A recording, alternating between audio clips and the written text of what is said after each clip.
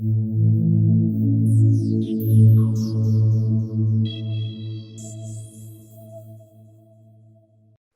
right. Well, thank you for tuning in today for our webinar. I'm having a guest, a queen of Instagram, Diana, who's killing on Instagram, and she's getting such a great return on investment on how she performs her reels, her posts, her stories. I wanted to introduce her. And Diana, tell us a little bit about yourself. How long have you been in business? How's your business? Thank you so much, Roman. You're so kind. I've been in the business for 8 years. This year, we're scheduled to do 73 transactions, and already have a few for next year. Wonderful. That sounds very impressive. So how did you pick Instagram? Why did you choose that? It's that your niche, and that's how you're gonna kill it among all your competitors? It's a good question, actually. So first, I started with expired. My very first year, I didn't know what to do, and I've done a lot of open houses, sometimes even 4 open houses in a weekend, and I didn't really get a lot of feedback or transactions from that, meaning that it wasn't really a good source for me. So then I pivoted to expires, and expires are, until even today, it's one of my main pillars of business. Expires for sale by owners, but as everybody is, I was looking to grow my business, and I needed to add something else. And Instagram seemed to be something that a lot of people were pivoting to. Like, I know Facebook is still popular, but most of the eyes seem to be on Instagram. So I figured either way I have to do it. It's kind of like your online business card. Everybody who's going to Google you, they'll see your website, but most likely, if it's someone that has an Instagram or Facebook account, they will also see you on social media. And I figured either way I have to do it, why not go all in and actually see if I can get transactions out of it, and not just do it because I have to do it. So that's how I decided to zero in on it. And we started it last year, a year and a half. So it's been a year and a half since I really focused. I hired a person that's going to help me with Instagram, and we've seen amazing results. Fantastic. Yeah, Instagram is one of my favorite tools as well. Even I'm not selling real estate anymore actively, it's still my favorite tool to post and to engage with my audience. Oh, you did great too. Yeah, that's right. So you mentioned you put together a presentation. Would you like to start? Sure. I'll be happy to share some of the tricks that I use for Instagram. So let me just share my screen here. So if you are really looking to focus on Instagram, that's why I love talking about Reels, is because that's where you get all of the views and people respond to it so well. Everybody's doing posts right now, so you can see so many agents doing either just listed, just sold, or some kind of personal post. But very few agents actually go into Reels or research how to do them well, and the ones that they do, they actually get a lot of results. Like, so for example, there is one of the Reels that I'll show you an example later on, one of my first Reels that was just basically 10 steps to selling your home. And the next point would be like all the things that we do, but then I say, cross it out, call me and I'll take care of the rest. So it's super easy to do. You can do it yourself, or you can have someone do it for you. And actually got close to 1,000 views on that one. This was the first Reel that I did. And this was a song that just was like, yes, yes, yes. And basically the wording says, when I get asked if it's a good time to sell, the song says, yes, yes, yes. And I just lip sync to it. So it's really easy to do, but got, as you can see here, over 800 views. And I started to hear from people that I have on my Instagram, oh my gosh, you're doing so great. I love your videos, or you inspired me to do videos. And I hear from agents. I also hear from people that are just my friends. And I meet some people on Instagram every single day that either are a friend of a friend or somebody that lives in Chicago area. And that's how we get business, because they see what you're doing, they see it's different, and they see it's also interesting. And that's what you would want to do to stand out. And that's why Instagram is actually promoting Reels, because it's a new feature. Instagram is right now competing with TikTok. So of course they want to push Reels feature as much as possible. So that's why your first Reel most likely is going to get anywhere from like 1,000 to 3,000 views, even if there's nothing special there, because they want to encourage you to do more of them. And the more you do them, the more payoff you see. And sometimes you see that you'll get maybe 100, 200 views. But listen, when I was doing videos on YouTube with a professional photographer or videographer, spending hours on putting together a script and designing everything the way it's supposed to look, everything perfect, sounds perfect, I would get 50, 60, maybe 100 or 200 views. That was it. And now you're getting 300, 3,000. One of the reels that I did, I got over 100,000 views. So that's something that I see is potential and lots of opportunity. So you can do all kinds of different reels. You can do educational, entertaining, or a mix of the two. It's the same thing for the posting. It's the same thing for Instagram or Facebook. You want it to be educational, something interesting, not just a blind post, oh, hey, I just listed this house, but actually a story behind the house. Or, hey, we just sold this house, but you can also say what happened in a sale, the good and the bad. If transactions fell through and the buyer backed down, people will want to hear about that. Nobody wants to know, oh, this was excellent, I'm excellent, I do everything excellent. So it's okay to be vulnerable. It's okay to say, okay, we didn't have a good transaction in the beginning, but then a second buyer came in, bought the house, and is very happy. So that's what I do. And that's why the posts that I used to do, let's say 2 or 3 years ago, I maybe got like 15 likes, and that was kind of it. And now I get a lot of actually comments that people comment and say, oh, that's interesting. Oh, I like this house. Oh, too bad it didn't work out. Something that they respond to. And that's how you know that you're doing good. And you can see examples. I'll actually stop sharing this screen and go to my page. So you can see my Instagram page. It's Diana M_Chicago Realtor. And of course, I'm from Chicago. And you can see I don't just do reels. I do posts and reels. I think it's actually important to kind of mix it up and don't get people bored with the same kind of content.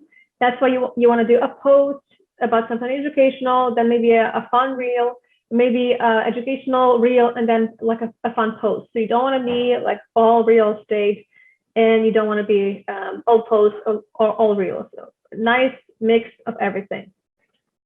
The most recent reel, this is what I did about a town here in Chicago suburbs, one of the Chicago suburbs. See if I can put the sound up.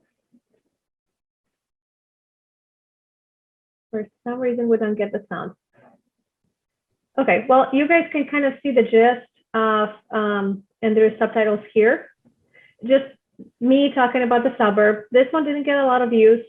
I tagged the Chamber Park, I tagged the Park Ridge Living, which is one of the pages for this town.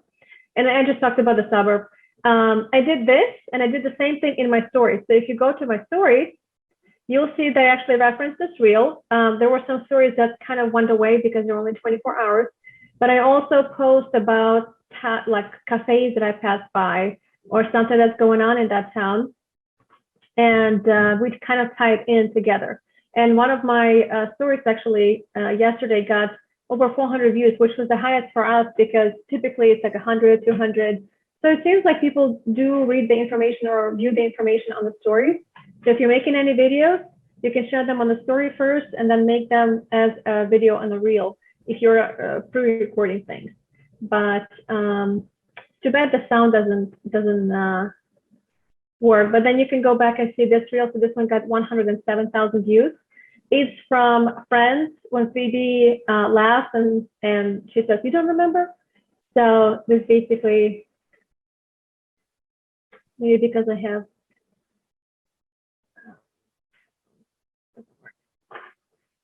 it was super easy, got a lot of response, over 107 views. And that's how I get a lot of my subscribers. So that would be my big tip for you guys is to make sure that you figure out what will be the theme of your Instagram page. That's really important. And that's what we sat down with my marketing manager. And we decided, okay, so what is our page about? For me, it's about being a woman, entrepreneur, being a mom, a twin mom. And you know, some motivation and things like that. So I don't post anything that's humoristic. or that's something in a different tone where it works for other agents, but I know that's not my personality, so I just I don't copy their reel. I don't do anything. The one thing with reels are actually being encouraged to copy. So if you see a reel that you really like, go ahead and make the same reel, but don't make it exactly the same. Make it your own, change something up, maybe change the wording or change how you respond to a reel, because you can copy the same thing like with voice or with there's a reel over here. I think this was from The Office, and he says there's no way we can get rid of it, and he says no, not without a cause, and I say I have cause. It's because I hate him. So this basically was about the appraisal coming in wrong. You can do something different. So and then these are educational reels ideas. So then you can see there's abundance of information you can put out there and have something fresh and exciting every time. And it's for buyers and sellers. I knew that I really wanted to focus on sellers, so I always do reels towards sellers. I do some for buyers, but my main goal is to attract sellers to me. And that's why most of the things that I put out, like information or, what are the closing costs for the sellers? What happens once you sell your home or you get your home under contract? So all of the topics that I do are typically for sellers. And then you can do home tours, tips for buyers, tips for sellers, some personal branding. You can do something about yourself if somebody like that, for example, doesn't know you, and behind the scenes. So that would be a great idea. There is a tutorial on how to use Reels. So this is great. Lots of videos on YouTube. If you just Google how to use Instagram Reels, there are so many things that you can learn and see, but it's pretty easy. You're just going to have to play with it. It's like anything. You learn it once and then you know it very well. And then when you go to Instagram and you have some agents that you follow and you feel like, okay, I can resonate with this agent, see what they're posting and get ideas from them. And like I said, copying and R&D in our system is encouraged.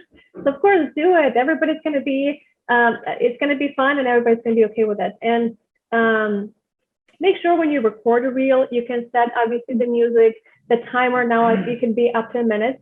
But the most important thing is you have to catch attention in the first 3 seconds, because if it's not exciting and they have to wait 10 seconds to get to something exciting that you're trying to share, nobody's going to wait that long. So when you're recording a reel, start with a question or start with something that's exciting. And it's the same thing with the post too. You have to have some kind of headline or something that catches them, so then they can click the 3 dots and read more.